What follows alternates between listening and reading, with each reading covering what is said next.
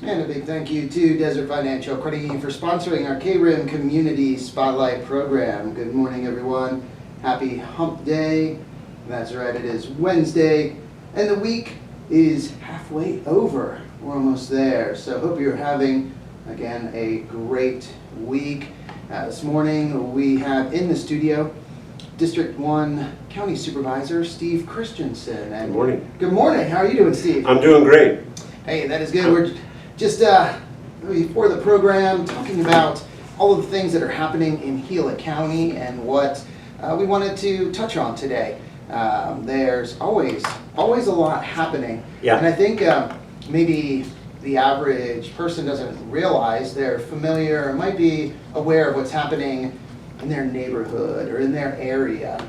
But I mean, even the town, when you talk about the town of Payson, there's a lot going on within the town of Payson. But then you look at the county and your district, large district, and maybe, let people know what areas, because I do get asked that question a lot. People that live outside of Payson, in Mesa Dell, in Oxbow Estates, Round Valley, East Verde, they say, hey, who's our rep? Are you a mayor? Or we can't vote for you, but wait a second, who represents us? Right.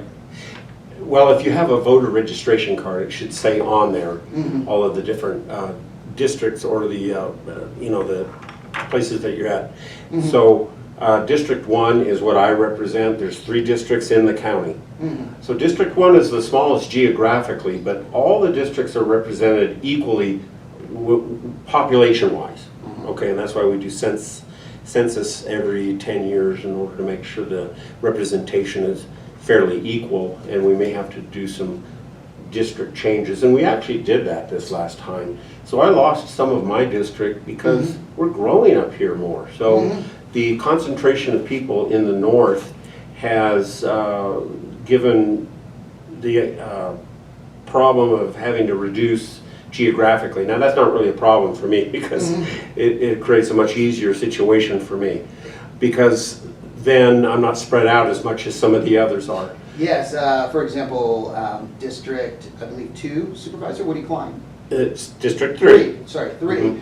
Supervisor Woody Klein, his area, oh my goodness. It's the largest geographical area. Yes. It extends basically the entire east of the county, from Roosevelt Lake area all the way east and all the way south to the southern borders, part of Globe even, and all the way north, including Christopher Creek and Whispering Pines, all the way to the rim, Colcord Road, all of that. And Star Valley. And Star Valley and Chaparral Pines and the Rim Club. Wow. And part of southern Payson, which would be the tribe, and then just north of the tribe up to Frontier Street in a general sense.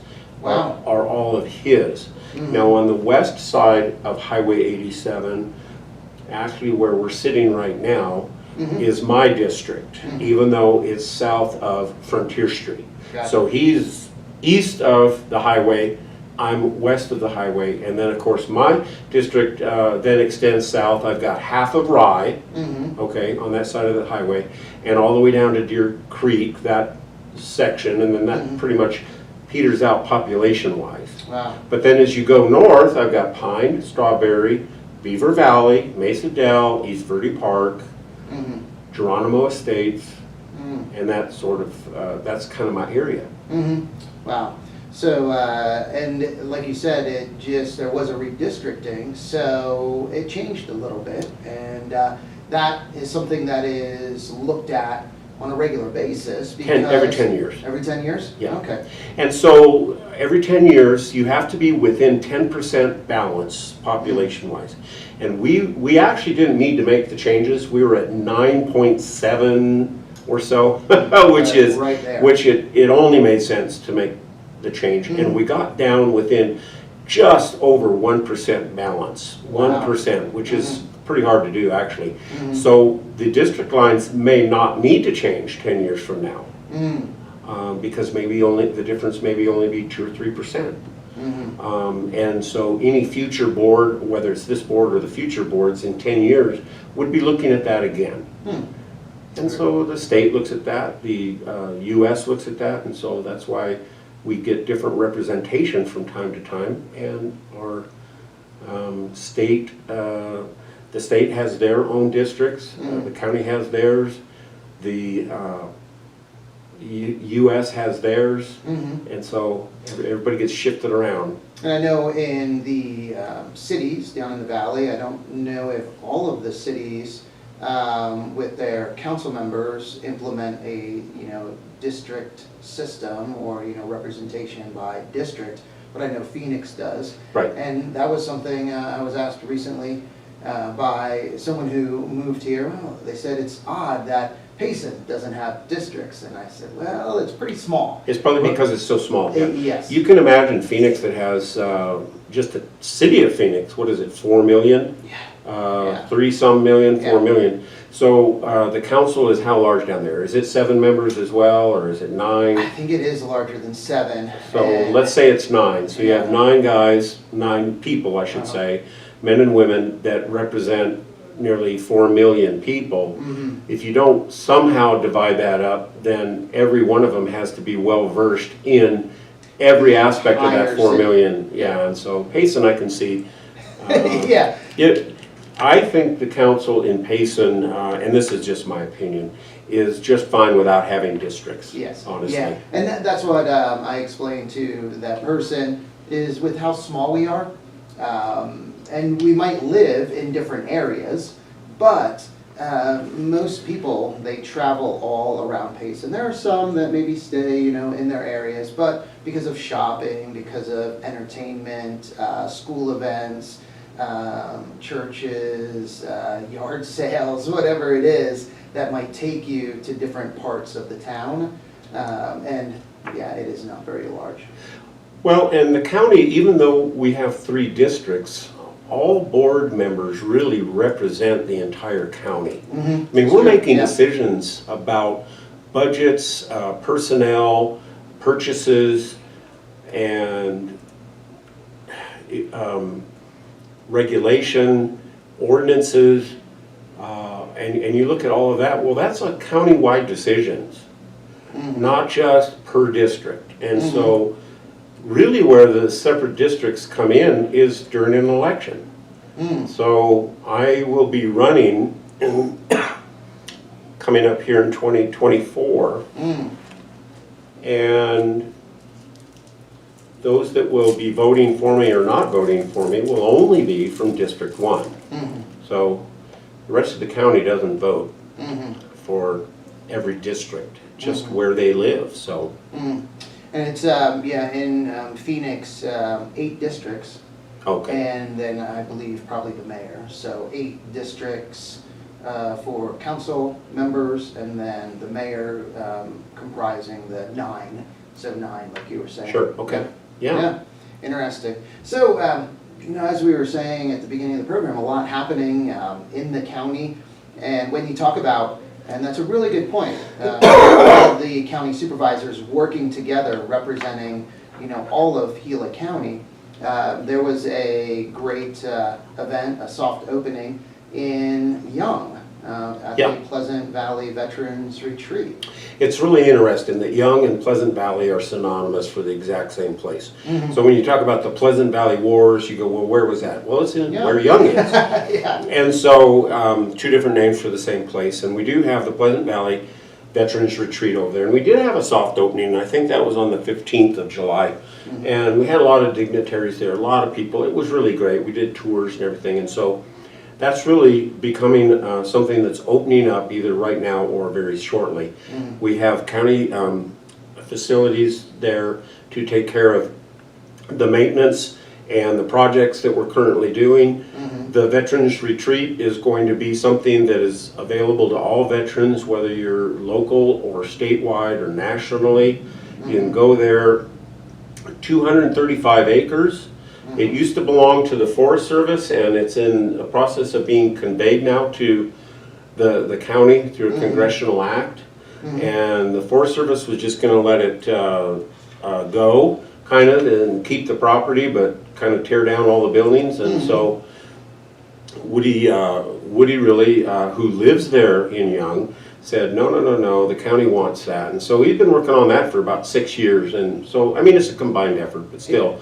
It is. They've been to Congress, they've been all over to do it. And so it's going to be really a magnificent thing when it's done. RV park available, there's going to be trails, there's going to be a convention center there, there's going to be veteran services hopefully there at some point.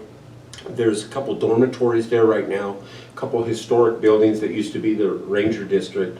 It's a beautiful setting, and there's going to be the ability for our veterans to go, relax, bring their families, deal with issues that they may have, just kind of a place for them. A safe place. A safe place for them. And the best part is, the taxpayers of Gila County are not really paying for this at all. It's all coming from American Rescue Plan money, and then the state of Arizona actually gave us $3 million. And so we have enough money to build the convention center, get everything squared away, the septic system and everything that needs to be done.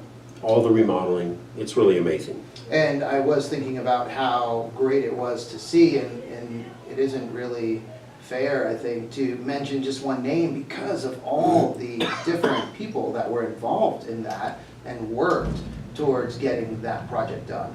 It was very impressive. Well, we actually have, it's now a 501c3, so the county is not going to be directly managing it. It's going to be managed by the board of directors of 501c3. And the county, of course, it will be retained as a county facility, it will be retained as county ownership, it will be retained as a veterans retreat, period. It can't be converted or changed into anything else. The language of conveyance through Congress is that it will remain this function from now to whenever. So, that is good. It can't be turned into housing later. Yes, and another, I guess, I want to say acquisition or another facility building that was added to the county is one right here in Payson, actually right across the street, and we're looking at it right now out of a Exactly, window. yeah, it's kind of right across the street from the Sawmill Crossing. It is, and it was the old Wild Wealth Management Building. Before that, Chris Smith Investments, he was in that building, he owned that building. But it's a great location. It's actually a little house that was converted into offices, and I remember when it was a little house. And so it's a big piece of property that is exactly adjacent to and connected to the county facility right now. So it's right next door to our health department, which, if some people don't know, used to be the old Napa building. So that's how it's referred to. It's right around 150 West Main Street, right in that area on the north side. So yes, it came up for sale. We decided to buy it. The ARPA money is what purchased it, so we didn't have to use tax dollars from Gila County residents to do that. And right now, we're in that old house, which is offices now, and the IT department is in there, as well as our library district people are in there. So they were all kind of crammed and jammed into the building on 260. And so it was just really, they needed some of their own space. So what we do with that property going forward is unclear. It's just a vision of saying, here's an opportunity to buy a property that we can grow into. And so what happens to it ultimately, other than the current use, is not known yet.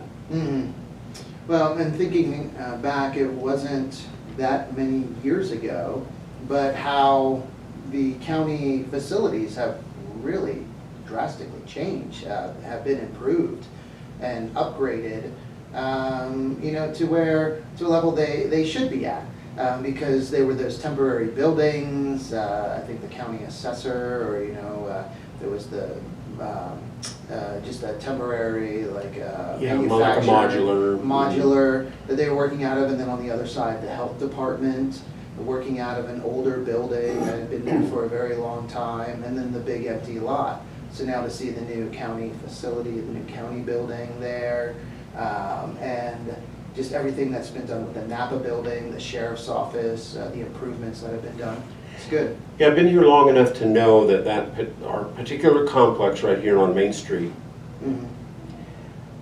probably the oldest part of it that was originally county Mhm. is the sheriff's department.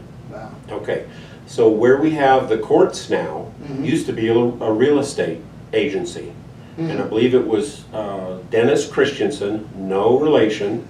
Dennis Christensen had, I think it was called Union Park Realty, and the county purchased that from him.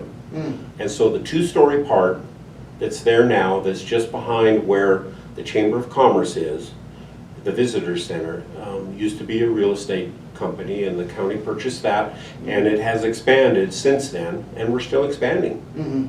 Mm. In That's fact, we're really considering what to do with the sheriff's department. The sheriff's department is growing. Mhm. The building they're in is very old and tired and needs to be remodeled. Mhm. But the remodel is going to cost more than purchasing another property. And so we have been to a work session on that, and I think we're in the mode right now where staff is doing an investigation for bringing that before us, the Board of Supervisors, for a purchase of another property. Mm. What they're doing is they're evaluating how much that will cost and what upgrades are needed in there, whether it's a sprinkler system and or a slight remodel as far as getting the offices Mhm.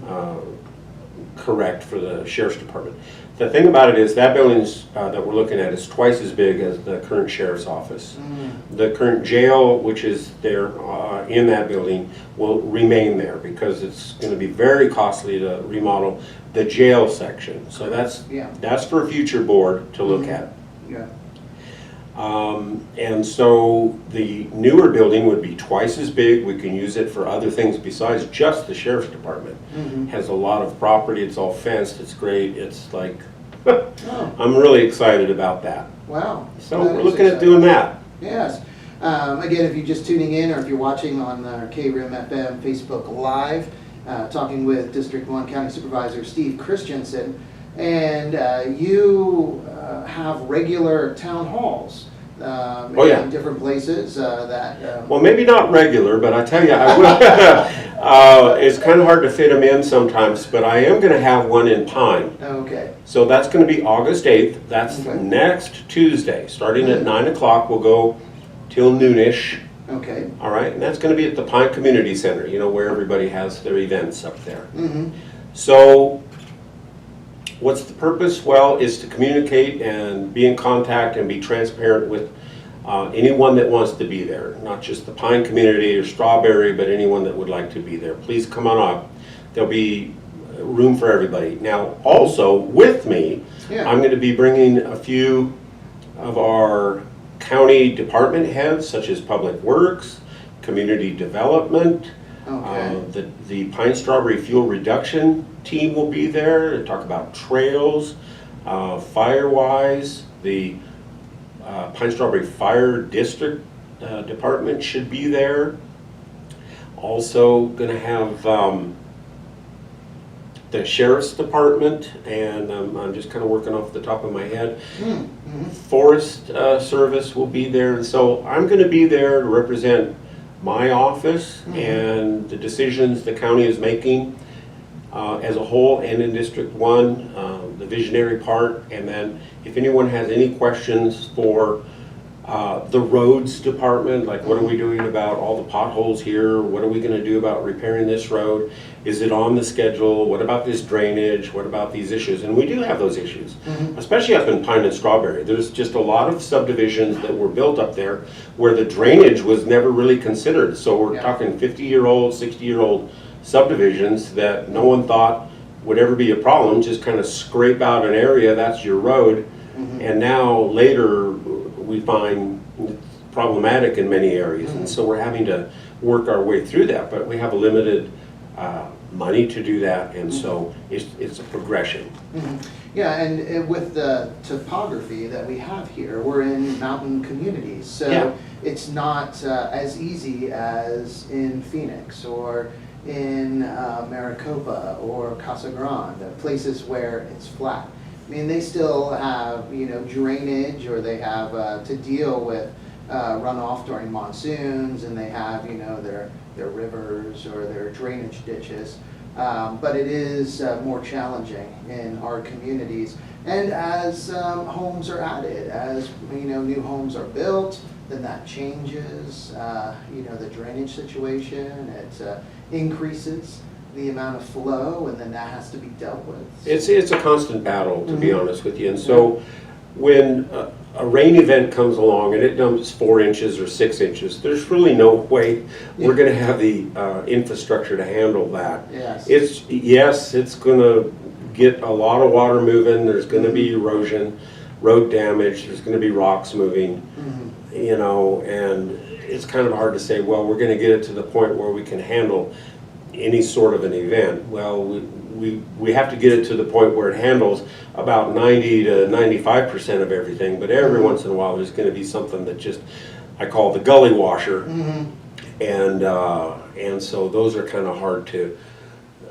be completely prepared for without just kind of redoing the whole thing, tearing everything down and starting over, which we can't. No, and you know, we might have those gully washers and you know, have some increased, you know, runoff that, you know, is a nuisance. But boy, watching, you know, videos at different places around the U.S. right now, and with the rain they're getting, and oh my goodness. It's not unique to us. So, I mean, my wife and I live in the town of Payson. We've been here 35 years, and we've seen some real gully washers. Yeah, and the other thing that affects, you know, the drainage are forest fires. So you see that in Globe, where when Globe had the fire last year, and then the monsoons came, and the flooding. Tremendous mud moving, lots of, yes, and that's because the water doesn't have any way of slowing down.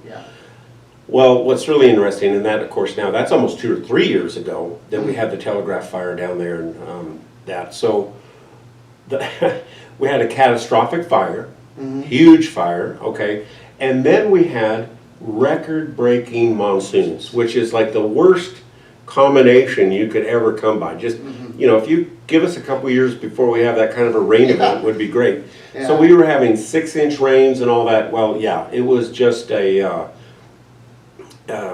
terrible thing. Now, I don't know if anybody remembers, but Flagstaff a couple of years ago had a fire up on the mountain, and it rained a tremendous rain event and came down roaring through town and created a lot of problems. So it doesn't really matter where you're at. Weather can get you, and that. So just the only thing that I can say is be prepared for higher water on occasion. You can still go down here to the Payson Fire Department on Main Street and pick up some sandbags. They have sand down there, and just do your own sandbags and be prepared for that.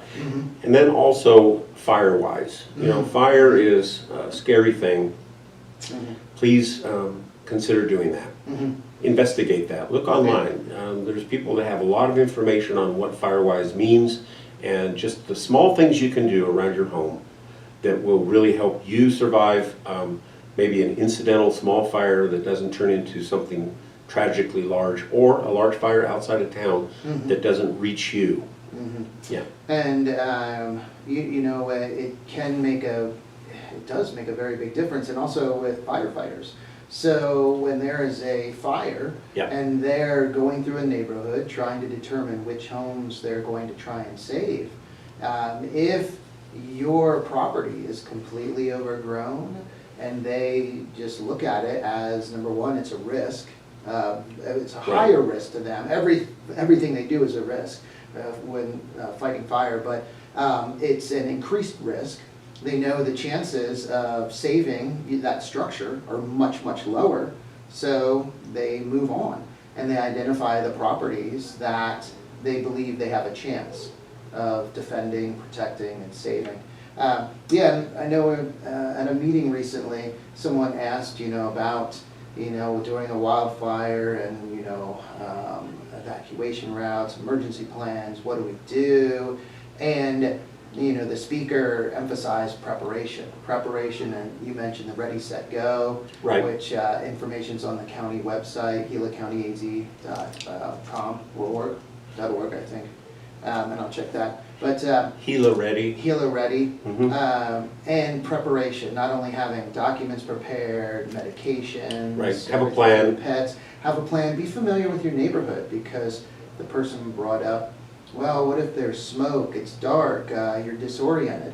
Well, if you're very familiar with the streets in your neighborhood, how to get to Highway 87, Highway 260, different routes you can travel in case one route is blocked. And the more familiar you are with that, and the better prepared, then the easier it will be in Yeah. that time. Because it's going to be hard, it's going to be chaotic, but preparation, it makes all the difference. Really does, yeah. Mhm. So please, Firewise, find out Mhm. about that. And understand that firewising isn't just sweeping up your leaves and maybe mowing all the tall grass. Mm. It involves the density of stuff that's in your yard. So, and I notice this a lot. So some of the places, even the more expensive places in town, Chaparral Pines, whatever, they have fairly large lots. And so they may have a tremendous amount of manzanita in their lot. And so manzanita, to me, is like the gasoline of bushes. Mhm. So don't have them right up against your home. Thin them out, do some work there. The density of trees that you have is important. How low the branches are to the ground is important. So it's not just leaves and grass. Mhm. It's just the whole thing. And there's people that can help you with that. Mhm. And I think the reason with manzanita is that the oil that is in the manzanita, Yeah. there's an oil. They in burn that. really hot and Yeah. yeah.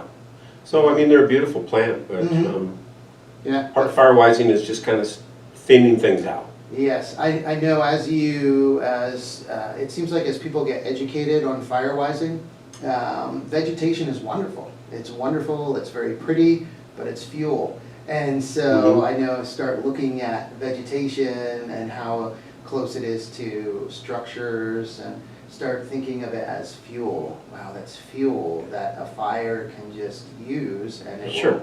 it'll get hotter, more intense, less fuel.